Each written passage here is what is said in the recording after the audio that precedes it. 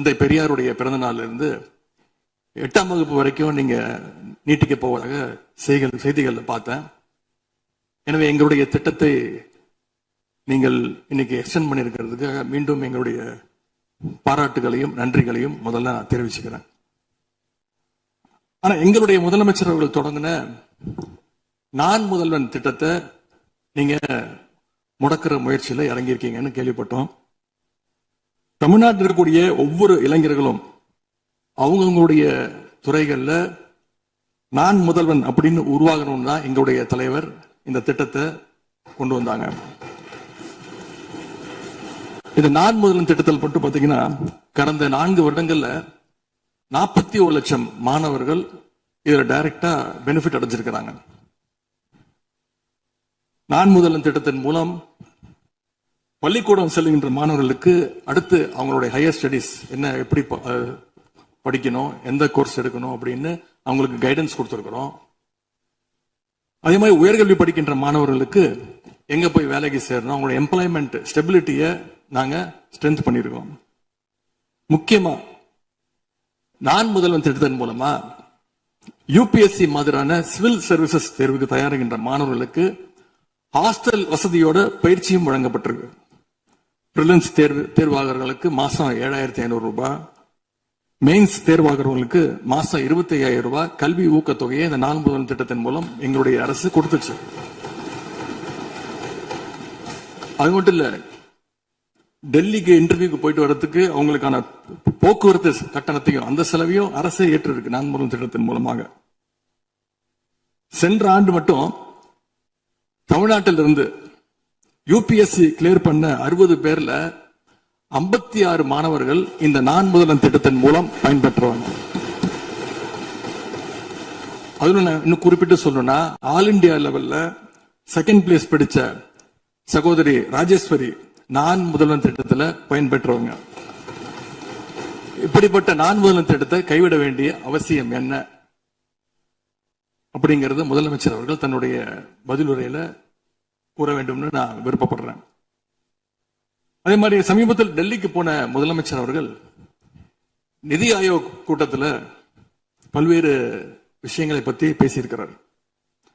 அதுவும் குறிப்பா நம்முடைய தமிழ்நாடு இன்னைக்கு இந்தியாவிலேயே பொருளாதாரத்தில் 2வது பெரிய மாநிலமாக வளர்ந்திருக்கு அப்படிங்கிற பெருமையா பேசியிருக்கிறார்.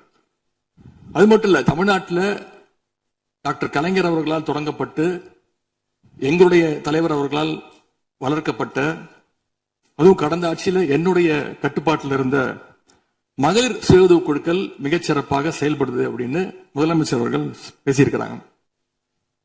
இந்தியாவிலேயே ஃபேக்டரி ஒர்க்கர்ஸ் இருக்கிற பெண்கள்ல 42%, 42% தமிழ்நாட்டை சேர்ந்தவங்க. அதனால தமிழ்நாட்டில் இருக்கக்கூடிய பெண்கள் முன்னேற்றம், சுகாதாரம் எல்லாமே சிறப்பா இருக்குன்னு நம்முடைய முதலமைச்சர் அவர்கள் டெல்லியில சொல்லியிருக்கிறாங்க. திரைப்படங்கள்ல தான் பாத்தீங்கன்னா ஒரே பாட்டுல ஏழையா இருக்கிறவன் ஒரே பாட்டுல 5 நிமிஷத்துல 4 நிமிஷத்துல பெரிய பணக்காரன் ஆயிடுவான். ஆனா அது மாதிரி நிஜத்துல 1 மாச ஆட்சியில தமிழ்நாடு மாதிரியான மிகப்பெரிய மாநிலத்தை அந்த அளவுக்கு எல்லாம் வளர்த்த முடியாது. இந்த சாதனைகள் எல்லாம் யார் ஆட்சி காலத்தில் நடந்துச்சுன்னு மக்களுக்கும் தெரியும், மக்களும் பார்த்துக்கிட்டு இருக்காங்க, முதலமைச்சருக்கும் தெரியும். அதே மாதிரி பேரவைத் தலைவர்களே, இந்த ஆட்சியில இன்னொரு பழக்கமும் புதுசா வந்திருக்கு. அதாவது எங்களுடைய திராவிட மாடல் ஆட்சியில நாங்க எடுத்த நடவடிக்கையால ஏதாவது நல்லது நடந்தா உடனே அதுக்கு ஸ்டிக்கர் ஒட்டிடுறாங்க. அது மட்டும் இல்ல, ஃபர்ஸ்ட் டைம் எவர் இன் தி ஹிஸ்டரி அப்படின்னு சொல்லிடுறாங்க. அப்படி சொன்ன சில ஃபேக் நியூஸ், தவறான தகவல்களை நான் குறிப்பிட விரும்புறேன். பஸ்ல மூத்த குடிமக்கள் கட்டணமில்லா பயணம் மேற்கொள்ள, மூத்த குடிமக்கள், பள்ளி மாணவர்கள் அவங்க எல்லாம் கட்டணம் இல்லாம பயணம் மேற்கொள்ள இந்த ஆட்சியில தான் முதல்ல அந்த திட்டம் கொண்டு வரப்பட்டது அப்படின்னு ஃபேக் நியூஸ் பரப்பிட்டாங்க. இதெல்லாம் ஏற்கனவே இருக்கக்கூடிய திட்டங்கள், எங்களுடைய ஆட்சியில கொண்டு வரப்பட்ட திட்டங்கள். அது மட்டும் இல்ல, அரசு பள்ளியில வழங்கப்படுகின்ற ஸ்கூல் பேக்ல முதலமைச்சரோட புகைப்படம் இல்லாம இப்பதான் முதல்ல வழங்குறோம் அப்படின்னு ஃபர்ஸ்ட் டைம் இந்த ஹிஸ்டரி அப்படின்னு டேக் போட்டு ஃபேக் நியூஸை தொடர்ந்து பரப்பிட்டு இருக்கிறாங்க. இதெல்லாம் எங்களுடைய திராவிட முன்னேற்ற கழகம், எங்களுடைய திராவிட மாடல் அரசுல எங்களுடைய முதலமைச்சர் கொண்டு வந்த திட்டங்கள். இப்படி இவங்க ஸ்டிக்கர் ஒட்டின லிஸ்ட் மிகப்பெரிய லிஸ்ட். இன்னொரு முக்கியமான விஷயம் பத்தி இந்த நேரத்தில் பதிவு செய்ய விரும்புறேன். அறநிலையத்துறையின் அசையும் மற்றும் அசையா சொத்துக்களின் வருவாய் அதன் புனிதமான நோக்கத்திற்கு மட்டுமே பயன்படுத்தப்படும் அப்படின்னு ஆளுநர் உரையில இடம்பெற்றிருக்கு. இந்த கருத்தை பார்க்கும் பொழுது அறநிலையத்துறையே இருக்கக்கூடாது அப்படின்னு சொல்ற பாஜகவுடைய குரலாகத்தான் தாவேக அரசும் சொல்லுதா அப்படிங்கிற சந்தேகம் எங்களுக்கு வருது. பாஜகவும் வலதுசாரிகளும் சொல்றது இதுதான், அறநிலையத்துறை பள்ளி கல்லூரிகளை நடத்தக்கூடாது, அறநிலையத்துறை பள்ளி கல்லூரிகள் நடத்தக்கூடாது அப்படின்னு சொல்லிட்டு இருக்கிறாங்க. இதுக்காக வழக்கும் தொடர்ந்து இருக்கிறாங்க. இந்த நிலைப்பாடு திருமண மண்டபங்கள் வணிக வளங்களோடு நிற்குமா, இல்ல கல்வி நிறுவனங்களுக்கும் இந்த கண்டிஷன்ஸ் அப்ளை செய்யப்படுமா? மாண்புமிகு அறநிலையத்துறை அமைச்சர்கள்.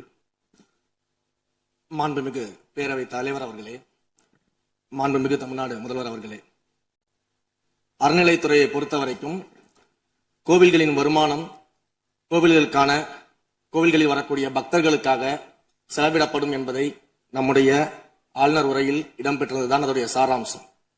இன்னொன்று, சமீபத்தில் வெளியிடப்பட்ட திருமண மண்டபங்கள் மற்றும் வணிக வளாகங்கள் அந்த பணிகள் துவங்கப்படாத பணிகள் நிறுத்தப்பட்டது என்பது இந்த பணிகளை பொறுத்த வரைக்கும் நாம் ஆராய்ந்த வரைக்கும் அந்த கோவில்களில் பொதுமக்களுக்கு தேவையான அடிப்படை வசதிகள், பொதுமக்களுக்கு தேவையான தங்குமிட வசதிகள், பொதுமக்கள் பக்தர்கள் வரப்போது அவர்களுக்கு தேவையான அடிப்படையிலான கழிப்பறை வசதிகள் போன்ற இந்த வசதிகளை மேம்படுத்துவதை காட்டிலும் இவர்கள் கமர்ஷியலாக கோவில்களுக்கு திருமண மண்டபங்கள் கட்டுவதிலும் வணிக வளாகங்கள் கட்டுவதிலும் அதன் மூலமாக வருவாய் ஈட்டுவதை மட்டுமே குறிக்கோளாக வைத்துக் கொண்டு இந்த திட்டங்களை துவங்கியதன் காரணமாக மேலும் அதன் மீது பல்வேறு நீதிமன்ற வழக்குகள் ஸ்டே ஆர்டர்ஸ் இருப்பதனால நாம் அதையெல்லாம் ரத்து செய்து அறிவிச்சிருந்தோம். இதற்கு ஒரே ஒரு உதாரணமாக, எந்த அளவிற்கு கோவில்களை கமர்ஷியலாக மாற்றுவதற்கு கடந்த ஆட்சி காலத்தில் முயற்சி செய்து கொண்டிருந்தார் என்பதற்காக ஒரே ஒரு சிறிய உதாரணத்தை மட்டும் சொல்லிடுறேன். அருள்மிகு குன்னூரில் இருக்கக்கூடிய அருள்மிகு விநாயகர் திருக்கோயில், ஏறத்தாழ அந்த கோயில்கள் இருந்து கோயில் நிதியை பயன்படுத்தி 10 கோடி ரூபாய் மதிப்பில ஒரு மல்டி லெவல் கார் பார்க்கிங் வசதியை அந்த கோயிலுக்கு ஏற்படுத்துவதற்கான திட்டத்தை இந்த அரசு அனுமதித்திருக்கிறது. இதற்கு முன்னால் இருந்தக்கூடிய அமைச்சர் அவர்கள் அதை அறிவித்திருக்கிறாங்க. அந்த கோயில்ல ஒட்டுமொத்தமாக மாதத்திற்கு வரக்கூடிய பக்தர்களின் எண்ணிக்கையே 500 தான் ஆவரேஜா. அதே போல அந்த கோவில்களுக்கு அடிப்படையில கழிப்பறை வசதி கூட கிடையாது. இது மட்டும் இல்ல, குன்னூர் மற்றும் உதகையை சுற்றி இருக்கக்கூடிய அனைத்து பகுதிகளிலும் இருக்கக்கூடிய 50 கோவில்கள்ல பேசிக்கா இருக்கக்கூடிய டாய்லெட் பெசிலிட்டிஸ் கூட அங்க இருக்கக்கூடிய கோயில்களுக்கு கிடையாது. அப்படிப்பட்ட இடங்கள்ல கோயில் நிதியை பயன்படுத்தி எதற்காக மல்டி லெவல் கார் பார்க்கிங் தேவைப்படுது? அப்ப இது கமர்ஷியல் திட்டங்கள் இல்லையா? கோவில் நிதியை இப்படி கமர்ஷியலாக பயன்படுத்துவதற்கு எதிராக தான் நாம் இந்த திட்டங்களை எல்லாமே தடுத்து இந்த திட்டங்கள் தேவையில்லை, அதற்கு பதிலாக நம்முடைய அரசாணையிலே வெளியிட்டிருக்கிறோம். மிக தெளிவாக கடைசி வரியை படித்து பார்த்தால் எல்லாருக்கும் தெரியும். இந்த கோவில் நிதியை பயன்படுத்தி கோவிலும் பக்தர்களும் பயன்படக்கூடிய வகையில மாற்று திட்டங்களை உருவாக்கும்ன்ற வரியை நம்ம மென்ஷன் பண்ணியிருந்தோம். எந்த இடத்திலேயுமே மக்கள் பயன்படக்கூடிய கல்வி நிலையங்களையோ இல்ல இது போன்ற மருத்துவ வசதிகளையோ நாம செய்து தரமாட்டோம்னு சொல்லல. இன்னும் சொல்ல போனா கடந்த 5 ஆண்டுகள்ல ஒன்றிய அரசின் நிதி உதவியோடு பழனியில பாத்தீங்கன்னா ஒரு சித்த மருத்துவமனை கட்டுவதற்கான நிதி உதவியை ஒன்றிய அரசு தருவதற்கு தயாராக இருந்தது. ஆனா கடந்த ஆட்சியில அந்த திட்டத்தை அப்படியே கிடப்புல போட்டுட்டு கேட்டா ரெக்கரிங் செலவை எங்களால ஏத்துக்க முடியாது அப்படின்னு சொல்லி கிடப்புல போட்டு வச்சிருந்த இந்த திட்டத்தை நாம இன்றைக்கு கையில் எடுத்து அதை துவங்குவதற்கான ஆய்வில் இறங்கியிருக்கிறோம். அப்ப எந்த இடத்திலையுமே மக்கள் பயன்பெறக்கூடிய திட்டங்களை நாம தடுக்கவும் இல்ல, நாம யாருக்கும் பி டீமாக இருந்து வேலை செய்ய வேண்டிய அவசியமும் இல்ல. கோயில்களின் நிதியை ஒரு காலமும் கமர்ஷியலாக பயன்படுத்த வேண்டிய அவசியமும் மாண்புமிகு தமிழ்நாடு முதலமைச்சர் தலைமையிலான தமிழக வெற்றி கழகத்தின் ஆட்சிக்கு தேவையும் இல்லை. மாண்புமிகு உறுப்பினர் சேகர் பாபு. மாண்புமிகு பேரவைத் தலைவர் அவர்களே, இந்து சமய அறநிலைத்துறை கொடைகள் என்ற ஒரு சட்டம் இருக்கின்றது. அந்த சட்டத்தில் விதி 69 என்ற குறிப்பிடப்பட்டிருக்கின்ற அந்த பணிகள் சட்ட விதிகளுக்கு உட்பட்டு சட்டத்தின் 36 பிரிவிலிருந்து தான் இந்த பணிகள் மேற்கொள்ளப்பட்டன. குறிப்பாக ஏதோ அமைச்சரே முடிவு செய்து திருமண மண்டபங்களையும் வணிக வளாகங்களையும் ஏற்படுத்துவதற்கு உத்தரவிட்டதாக மாண்புமிகு அமைச்சர் அவர்கள் அவைக்கு உண்மைக்கு புறம்பான தகவலை தந்து கொண்டிருக்கின்றார். ஒவ்வொரு திட்டங்களும் அன்றைய காலகட்டத்தில் இருந்த சட்டப்பேரவை உறுப்பினர்களுடைய பரிந்துரையின் அடிப்படையில், சட்டப்பேரவை உறுப்பினர்கள் கேட்டுக்கொண்டதற்கு அடிப்படையில் தான் அனைத்து திட்டங்களும் அந்த காலகட்டங்களில் கொண்டு வரப்பட்டது. அதோடு மட்டுமல்ல, உறுப்பினர் அவர்கள் குறிப்பிட்டு கூறினார், குன்னூரிலே மல்டி லெவல் கார் பார்க்கிங் கொண்டு வரப்பட்டது என்று. அங்கே இருக்கின்ற 56 கோயில்களையும் நான் குன்னூரிலே 5 நாட்கள் ஊட்டியிலே முகாமிட்டு அனைத்து கோயில்களுக்கும் நேரடியாக சென்று ஆய்வு செய்தோம். அந்த ஆய்வின் அடிப்படையில் அந்த திருக்கோயில்களுக்கு வருகின்ற பக்தர்களுடைய அடிப்படை தேவைகளுக்கு வருமானத்தை உயர்த்துவதற்காக குன்னூருக்கு சுற்றுலாவிற்கு வருகின்ற மக்களுடைய வாகனங்கள் போதிய அளவிற்கு பார்க்கிங்களுக்கு இடமில்லாமல் தவிர்க்கின்ற சூழ்நிலையில் அங்கே மல்டி லெவல் பார்க்கிங் கொண்டு வந்தால் நகராட்சி பரிந்துரையின் அடிப்படையில் வருமானம் பெருகும். அந்த வருமானம் திருக்கோயில்களுடைய மேம்படுத்துகின்ற பணிகளுக்கு உதவும் என்பதற்காகத்தான் அந்த பணிகளை மேற்கொண்டோம் என்பதை மாண்புமிகு அமைச்சர் அவர்களுக்கு இப்போது யார் அறிவுறுத்தி, ஒரு நிமிஷம், யார் அறிவுறுத்தி இந்த அரசாணையை வெளியிட்டிருக்கின்றாரோ அவர்தான் அப்பொழுது ஆணையாளராக இருந்தபோது இதே அறிவுறுத்தின் பேரில் அரசாணையை வெளியிட்டிருக்கிறார் என்பதை பேரவைத் தலைவருக்கு, பேரவைத் தலைவர் வாயிலாக அமைச்சருக்கு தெரிவித்துக் கொள்கிறேன். மேலும் அவர் கூறுவதற்கு எனக்கு பாயிண்ட் ஆஃப் ஆர்டர் பதில் கூறுவதற்கு அனுமதிக்க வேண்டும். மாண்புமிகு பேரவைத் தலைவர் அவர்களே, குன்னூரில் இருக்கக்கூடிய அந்த விநாயகர் கோயிலுக்கு சொந்தமான இடத்துல மல்டி லெவல் கார் பார்க்கிங் அமைப்பதற்கு ஏற்கனவே அங்க இருக்கக்கூடிய நகராட்சி நிர்வாகம் ப்ரப்போசல் வழங்கிய போது அந்த நகராட்சி நிர்வாகத்திடம் நம்முடைய நிலத்தை குத்தகைக்கு கொடுத்து அதன் மூலமாக இருக்கக்கூடிய வருவாயை வைத்துக் கொண்டு நாம் முடிந்த வரையில் நம்முடைய கோயில்களுக்கு தேவையான அடிப்படை வசதிகளை நாம் செய்து கொடுக்கலாம். ஆனால் கோயில் நிதியவே 10 கோடி எடுத்து அங்க மல்டி லெவல் கார் பார்க்கிங் வந்து எந்த விதமான பொதுமக்களும் பக்தர்களும் கேட்கல. பக்தர்களும் பொதுமக்களும் கேட்பதெல்லாம் கோயிலுக்கு உள்ளே சென்று மனநிறைவோடு தரிசனம் செய்துவிட்டு வெளியே வரும்பொழுது அவர்களுக்கு தேவையான அடிப்படை வசதிகளை தான் பக்தர்கள் கேட்டுக் கொண்டிருக்கிறார்கள். அதை செய்தாலே போதுமானது. மாண்பு எதிர்கட்சி தலைவர் பேசுகிறீங்க. மாண்பு போதுங்க. நீங்க சொன்னீங்க விளக்கம் சொல்லி திருப்பி இதை நான் அனுமதிக்க முடியாது. மாண்பு எதிர்கட்சி தலைவர் பேசுங்க. வேண்டாம், போதும். நீங்க பதில் சொல்லிட்டீங்க பாருங்க. மல்டி லெவல் கார் பார்க்கிங் தேவைன்னு அவர் இல்லைன்னு சொன்னாரு, ஏன் போட்டு நீங்க சொல்லிட்டீங்க. அதோட விவாதம் முடிந்தது. மாண்பு எதிர்கட்சி தலைவர் பேசுங்க. நீங்க திரும்ப எதுக்கு பாயிண்ட் பாடுற? இனிமே எதிர்கட்சி தலைவர் பேசி முடிக்கிற வரைக்கும் குறுக்கீடுகள் அவசியம் இருந்தால் அனுமதிப்பேன், அனுமதிக்க முடியாது. எதிர்கட்சி தலைவர் பேசலாம். ஒரு குற்றச்சாட்டு இல்ல, அவர் விளக்கம் தான் சொன்னார். என்ன குற்றச்சாட்டு சொன்னாரு? அவர் விளக்கம் சொல்லிட்டாரு. மாண்பு எதிர்கட்சி தலைவர் நீங்க பேசலாம். இனி மாண்பு எதிர்கட்சி தலைவர் பேசி முடிக்கிற வரைக்கும் எந்த குறுக்கீடுகளுக்கும் நான் அனுமதிக்க முடியாது. அவசியம் ஏற்பட்டால் விதிகள் உட்பட்டு அனுமதிக்க வேண்டிய உரிமை எனக்கு இருக்கிறது. இப்போது மாண்பு எதிர்கட்சி தலைவர் பேசலாம். சொல்லிட்டீங்க. நீங்க பதில் பாருங்க. அவர் சொன்ன உடனே நீங்க பதில் சொல்லிவிட்டீர்கள். குற்றச்சாட்டு அல்ல, விளக்கம் சொன்னார் அவரு. 10 கோடி ரூபாய்க்கு இந்த இடத்துல 10 கோடி ரூபாய்க்கு கோயில் பணத்தை எடுத்து ஏன் பயன்படுத்தினீங்க, அது வேற எதுக்கு பக்தர்களுக்கு பயன்படு விளக்கம் சொன்னார். அவ்வளவுதான். குற்றச்சாட்டு எப்படி வராது? உங்க மேல குற்றச்சாட்டு வைக்கலையே, தவறா பயன்படுத்துறீங்க, அதுல தவறு நடந்து அவர் சொல்லலையே. அதை குற்றச்சாட்டாக எடுத்துக்கொள்ள முடியாது, விளக்கமாகத்தான் எடுத்துக்கொள்ள முடியும். மாண்புமிகு எதிர்க்கட்சி தலைவர் அவர்கள் பேசலாம்.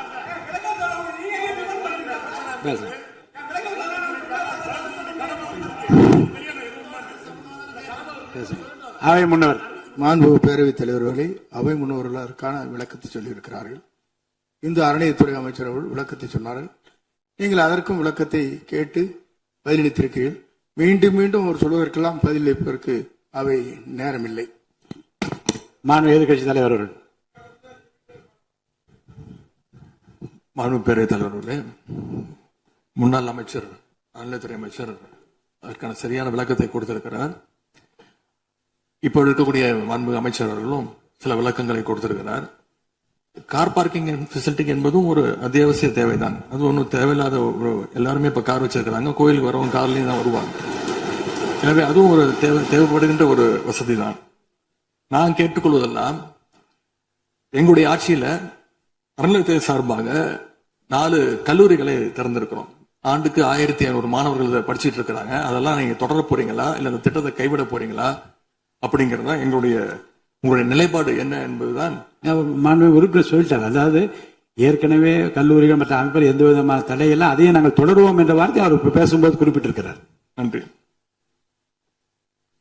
மாண்பு பேரவைத் தலைவர் அவர்களே, தமிழ்நாட்டில் இருக்கக்கூடிய 12 மாநகராட்சிகளிலும் தூய்மை பணி செய்வதை தனியார் மயம் செய்ய போகிறதாக தொலைக்காட்சிகளையும் பத்திரிகைகளையும் தொடர்ந்து செய்திகள் வந்து கொண்டிருக்கிறது.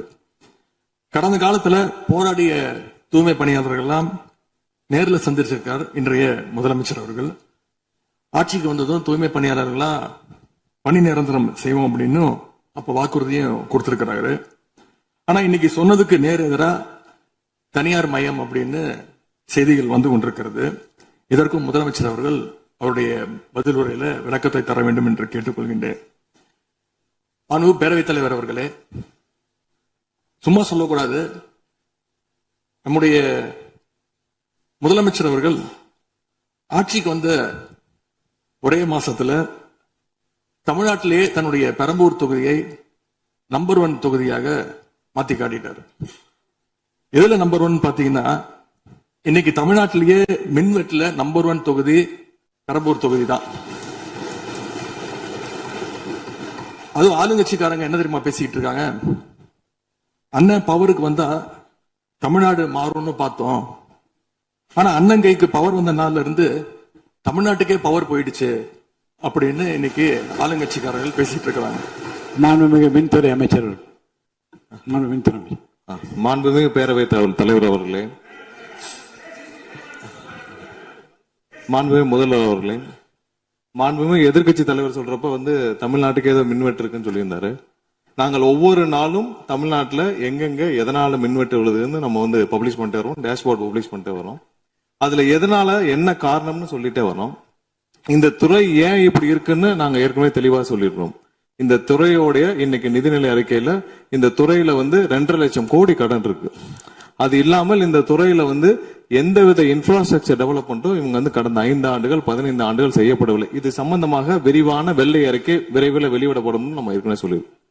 அது இல்லாமல் இந்த துறைக்கு கடந்த 5 ஆண்டுகளாக எவ்வளவு பேர் ஆள் எடுத்தார்கள் என்று, எவ்வளவு பேர் வேலைக்கு ஆள் எடுக்கப்பட்டது என்பதையும் நாங்கள் இன்னும் ஒரு சில நாட்கள்ல இதற்கான விளக்கமாக வெள்ளை அறிக்கையை நாங்கள் கண்டிப்பாக வெளியிடுவோம். இந்த துறையில் பாத்தீங்கன்னா இப்ப வேக்கண்ட் மட்டும் 70,000 வேக்கண்ட் இருக்கு.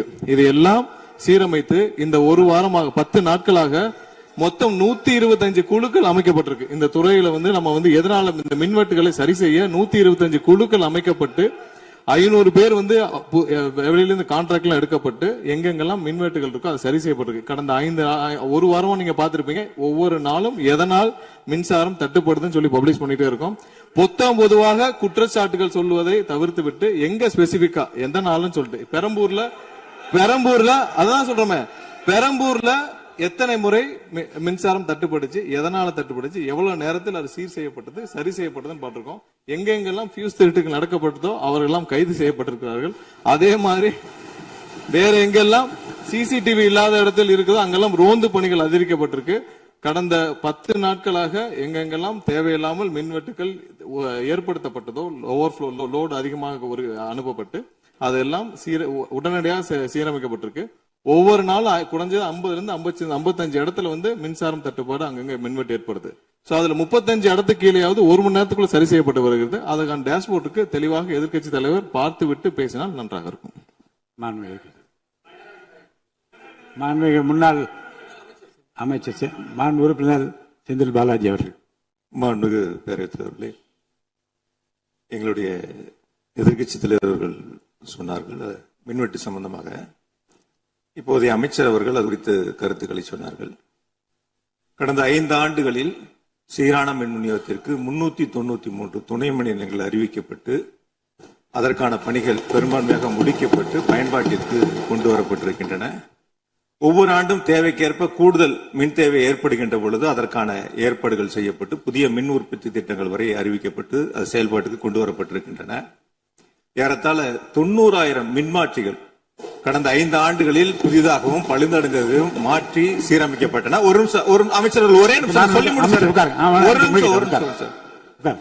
அதாவது ஒவ்வொரு ஆண்டும் கூடுகின்ற பொழுது, மின் தேவை கூடுகின்ற பொழுது அதற்கான ஏற்பாடுகளை நிர்வாக ரீதியாக செய்ய வேண்டியது அரசினுடைய கடமை.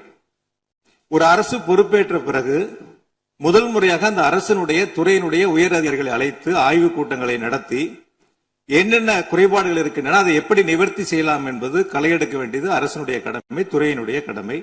எனக்கு தெரிந்தவரை இதுவரை மின்துறையில் அந்த மின் விநியோகத்தில் இருக்கக்கூடிய துறையினுடைய அதிகாரிகள் ஆய்வு கூட்டங்கள் வரை இதுவரை நடைபெறவில்லை.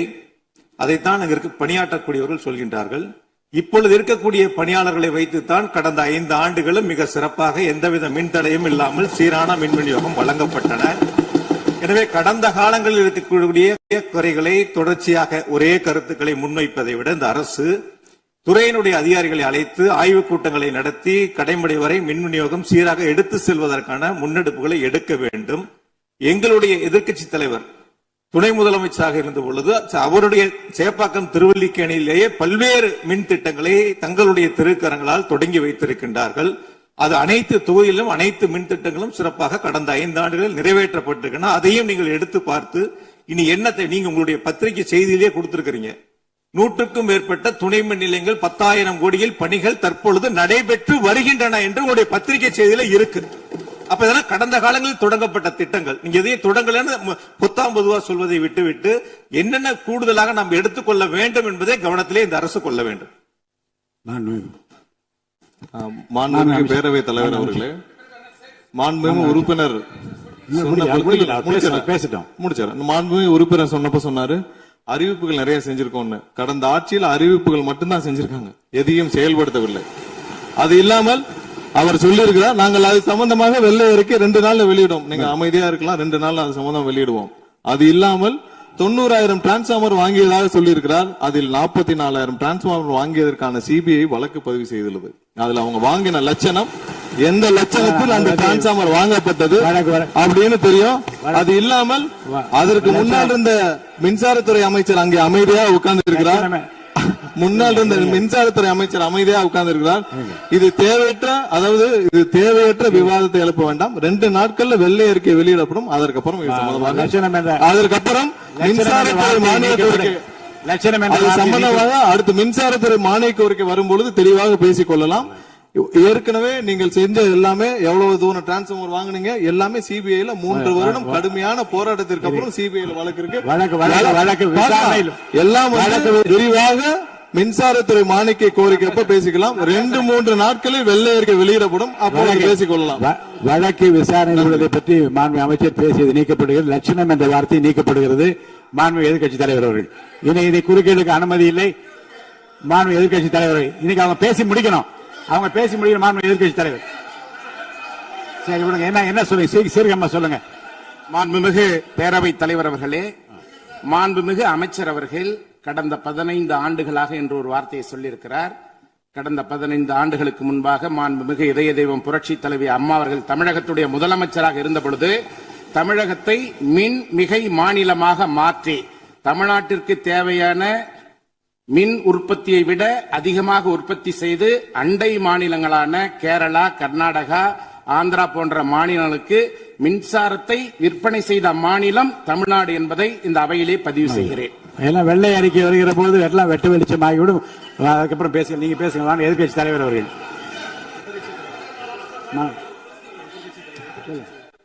மாண்பு உறுப்பினர்.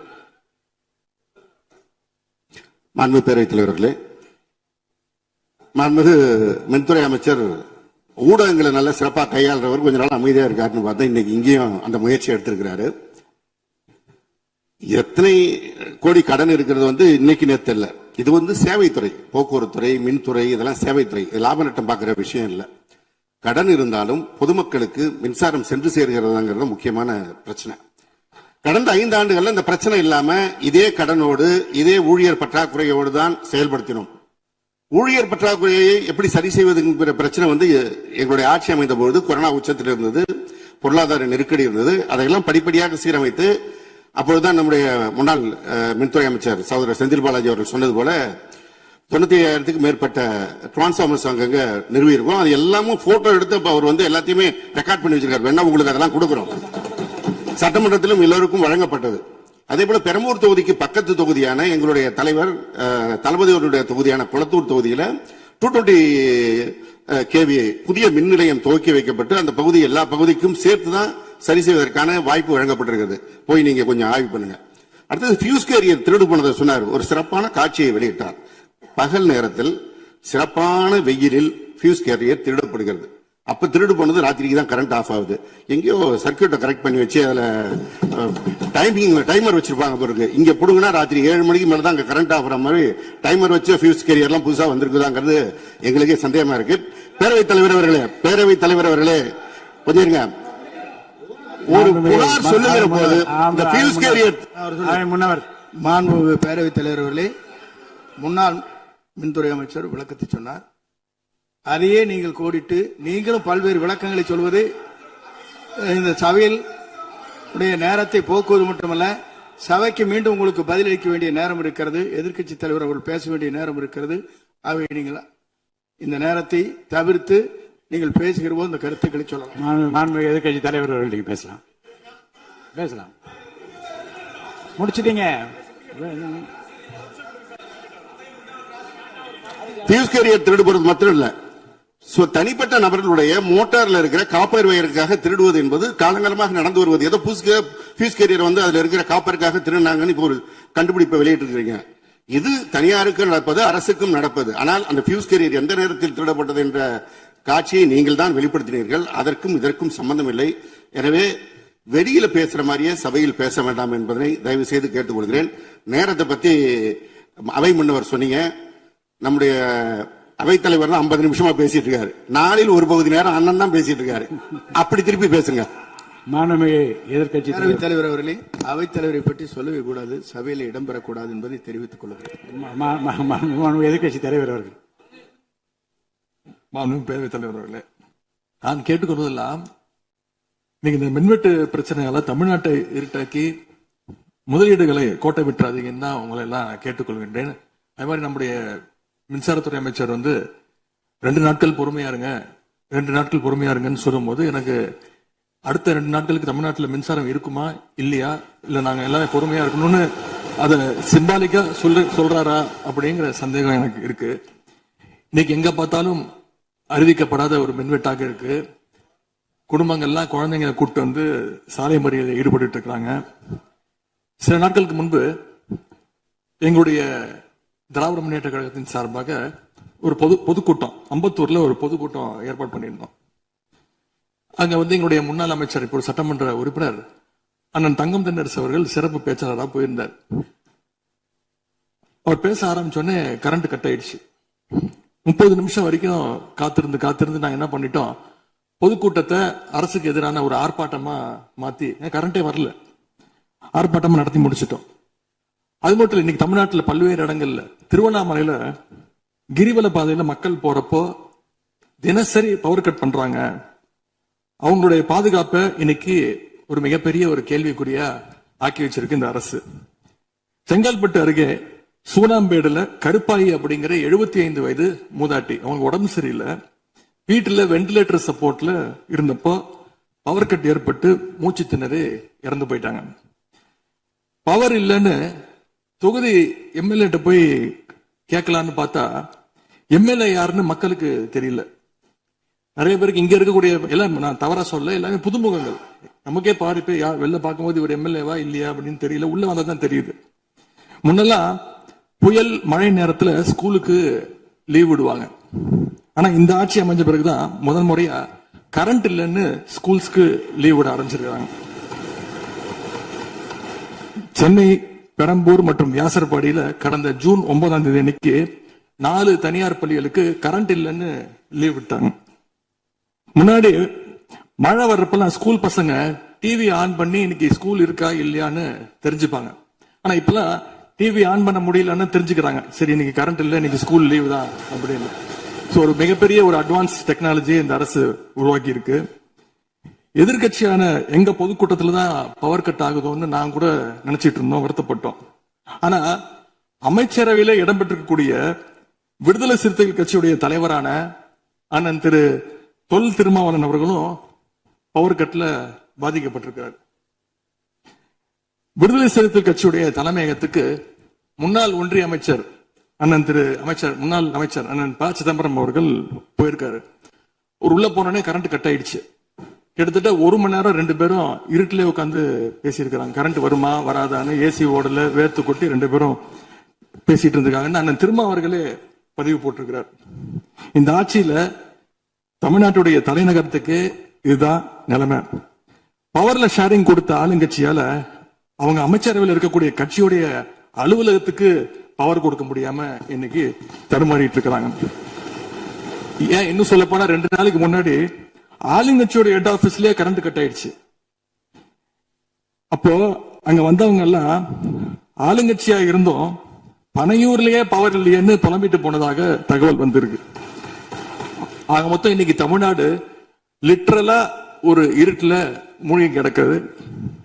மின்வெட்டால இன்னைக்கு பல நிறுவனங்கள் முடங்கி போயிருக்கு. குறிப்பா MSME சொல்லப்படுற குறு சிறு நிறுவனங்கள் எல்லாம் என்ன பண்றதுன்னு தெரியாம புலம்பிட்டு இருக்கிறாங்க. ஏற்கனவே மேட்டூர்ல ஜூன் 12ஆம் தேதி நீங்க தண்ணி திறந்து விட்டுருக்கணும், திறந்து விடல. மின்வெட்டால மோட்டார் பம்ப் செட்டு மூலமும் விவசாயம் பண்ண முடியலன்னு விவசாயிகள் இன்னைக்கு போராடிட்டு இருக்கிறாங்க. மின்வெட்டுக்கு ஒவ்வொரு நாளும் ஒவ்வொரு விளக்கத்தை இந்த அரசு சார்பாக கொடுத்துட்டு இருக்கிறீங்க. லோடு அதிகமா இருக்குன்னு சொன்னாங்க. இன்னும் ஒரு படி மேல போய் இன்னைக்கு ஃபியூஸ் கேரியர் எடுத்துட்டு போயிடுறாங்கன்னு சொல்லிட்டு இருக்கிறாங்க. இப்படி சொன்னதும் இந்த ஆட்சிக்கு வெளியில இருந்து ஆதரவு கொடுக்கக்கூடிய மார்க்சிஸ்ட் கம்யூனிஸ்ட் கட்சியை சேர்ந்த எழுத்தாளர் திரு ஆதவன் தீட்சணே அவர்கள் ஒரு பதிவு போட்டிருக்கிறார். என்ன தெரியுமா எழுதியிருக்கிறாரு? கேரியரின் உச்சத்தில் ஆரம்பித்து டிஃபன் கேரியர்ல போய் நின்று இன்னைக்கு ஃபியூஸ் கேரியர்ல முடிந்திருக்கக்கூடிய ஆட்சி அப்படின்னு திரு ஆதவன் தீட்சணே எழுத்தாளர் மார்க்சிஸ்ட் கம்யூனிஸ்ட் கட்சி அவர் சேர்ந்தவர் பதிவு போட்டிருக்கிறார். பவர் கட்டுக்கு இவங்க சொல்ற காரணங்கள் எதையுமே மக்கள் ஏத்துக்கலன்னு தெரிஞ்சதும் இவங்களோட வழக்கமான ஒரு ஆயுதத்தை கையில் எடுத்துட்டாங்க. என்ன தெரியுமா அது ஆயுதம்? எல்லாத்துக்கும் திமுக தான் காரணம் அப்படின்னு சொல்றது. இப்ப பவர் கட்டுக்கும் திமுக தான் காரணம்னு சொல்ல ஆரம்பிச்சுட்டாங்க. இப்படி பழி போடுறதுல காட்டுற வேகத்தை பவரை மீண்டும் கொண்டு வரதுல காட்டினா கொஞ்சம் சிறப்பா இருக்கும். எங்க ஆட்சியில ஏற்படாத மின்வெட்டு இந்த ஆட்சியில தொடர்ந்து இவ்வளவு அதிகமாக ஏற்பட என்ன காரணம்?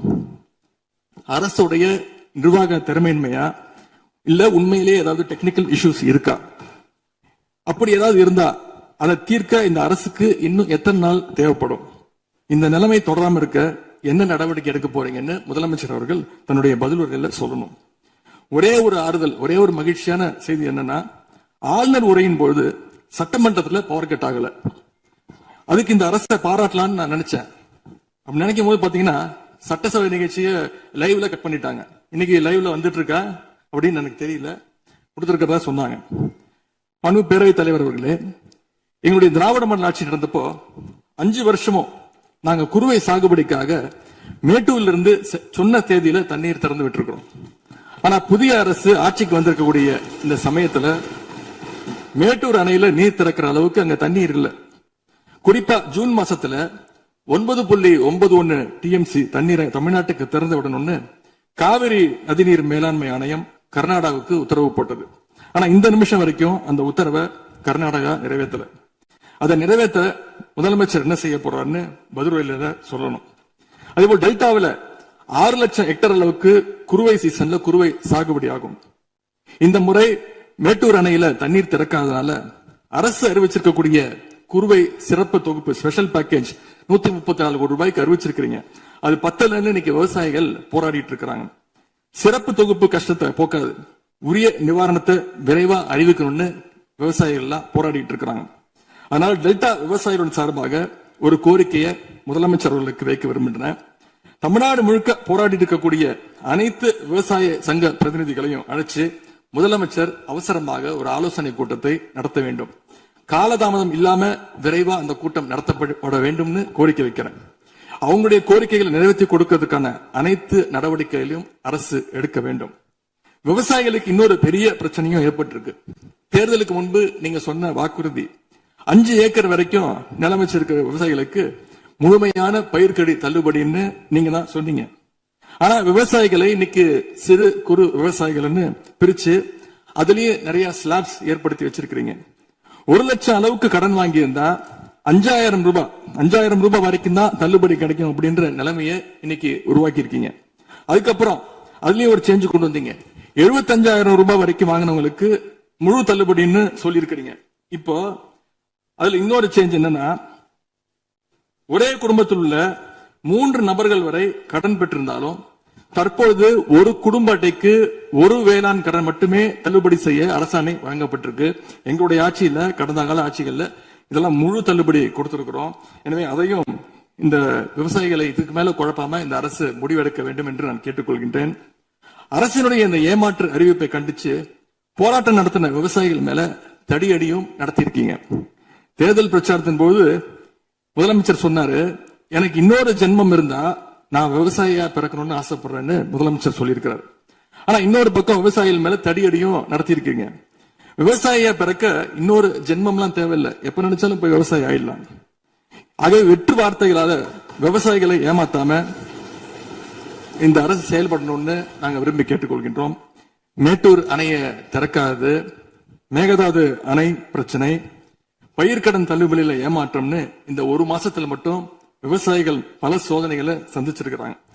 இன்னும் பேரவைத் தலைவர் அவர்களே, இன்னொரு முக்கியமான விஷயம், இந்த ஆட்சியில அரசு பள்ளிகள்ல நடக்கிற கூத்தெல்லாம் பார்க்கும்போது ரொம்ப அதிர்ச்சியாக இருக்கின்றது. முன் எப்போதும் இல்லாத வகையில அரசு பள்ளிகளுக்குள்ள சட்டமன்ற உறுப்பினர்கள் போறாங்க. தப்பில்ல, போகணும், ஆய்வுகள்லாம் செய்யணும். ஆனா பள்ளி மாணவர்கள் மத்தியில மோசமான கருத்துக்களை கொண்ட பாடல்களை எல்லாம் ஒளிபரப்பி எல்லாரும் டான்ஸ் ஆட சொல்றாங்க.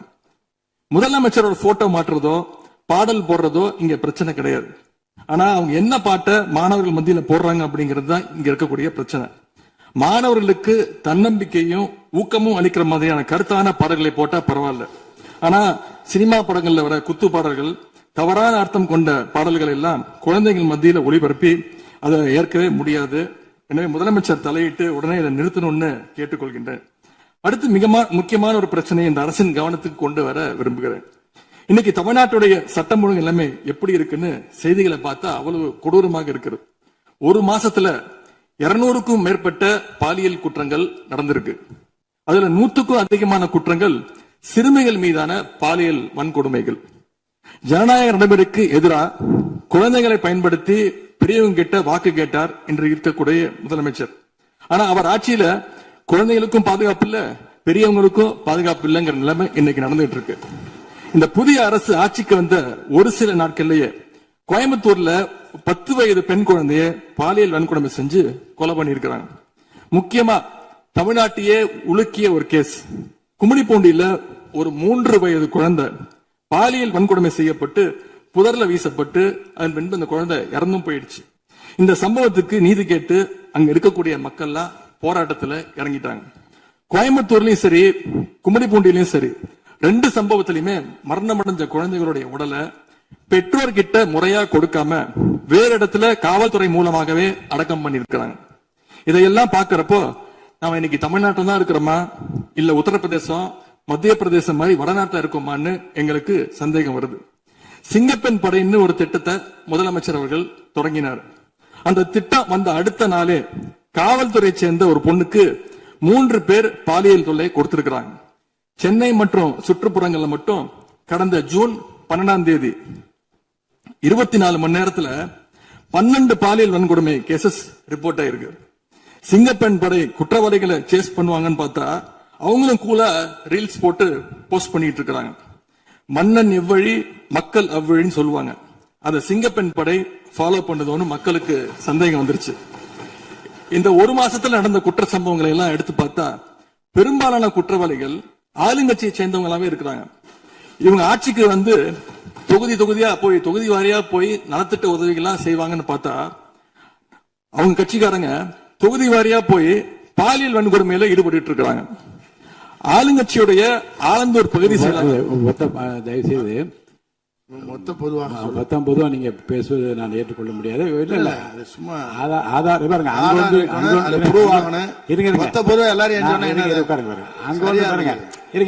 உட்காருங்க. அங்கொன்றும் இங்கொன்றுமாக சில நிகழ்வுகள் நடந்திருந்து அதில் ஆளுங்கட்சி இருந்திருந்தால் கூட மாண்பு முதலமைச்சர் நடவடிக்கை எடுத்துருவ செய்தியில் வந்து கொண்டுதான் இருக்கு. நான் பத்திரிகைகளை பார்க்கிறேன். ஆனால் குறிப்பிட்டு இந்த இடம் இந்த இடத்தில் இந்த கட்சிக்காரர் என்று நீங்கள் பெயர் குறிப்பிட்டு பேசினால் அதை ஏற்றுக்கொள்வதை எனக்கு ஆட்சேபனை இல்லை.